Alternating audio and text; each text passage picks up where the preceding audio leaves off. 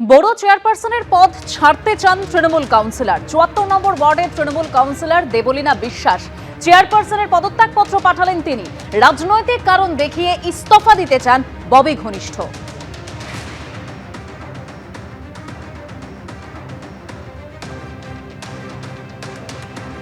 কখন এই সিদ্ধান্তটা নিলেন আর কিভাবে পাঠালেন, সেটা কি গৃহীত হলো? এই সিদ্ধান্তটা আমি গতকাল রাত্রেই নিয়েছি, কিন্তু আজকে যখন আমি চিঠি পাঠিয়েছিলাম বিকেলবেলা 4টের দিকে আমার লোক গেছিলো অফিস থেকে, চিঠিটা আমি নিজেই লিখে সই করে পাঠিয়েছিলাম। সেই চিঠিটা গৃহীত হয়নি। 1 ঘন্টা মানে দেব ওয়েটিং আউটসাইড মালারা চেয়ারপারসন অফিস, বাট কেউ এন্টারটেন করেনি। এই অভিষেক বন্দ্যোপাধ্যায়ের আপনার বোর্ডের আন্ডারে 13টাতে যে নোটিশ পাঠানো হলো, সেই কারণেই কি কোনো ছাড়ার কারণ, সেটাই কি ছাড়ার কোনো কারণ?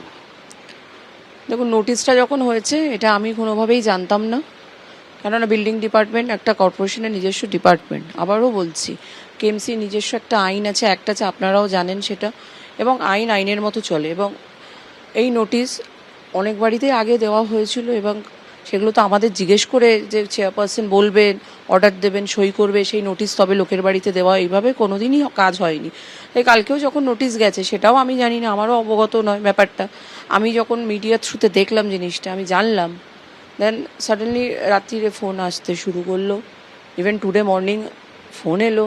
আমি তো কালকে রাত্রে ডিসিশন নিয়েছি ফোন পাওয়ার পর যে না, এইবার এই জিনিসটা ঠিক না।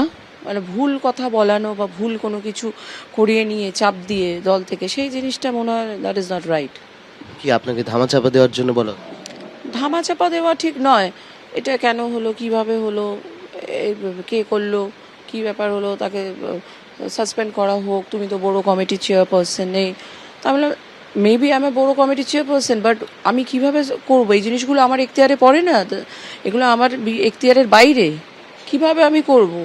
I have no right. আমি যখন দেখছি তখন অলরেডি 8টা বাজে, আমি খবরটা দেখছি 8টা, 8:30টার সময়। কারা বলছে এটা, নির্দেশ কারা দিচ্ছে? দল থেকে বলছে। সেই চাপেই কি আপনি ছেড়ে দিন?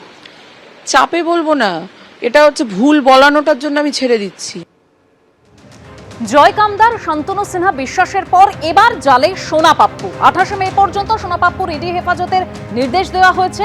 পুলিশ, প্রমোটার, ক্রিমিনাল সিন্ডিকেটে ত্রাসের রাজত্ব চলছিল।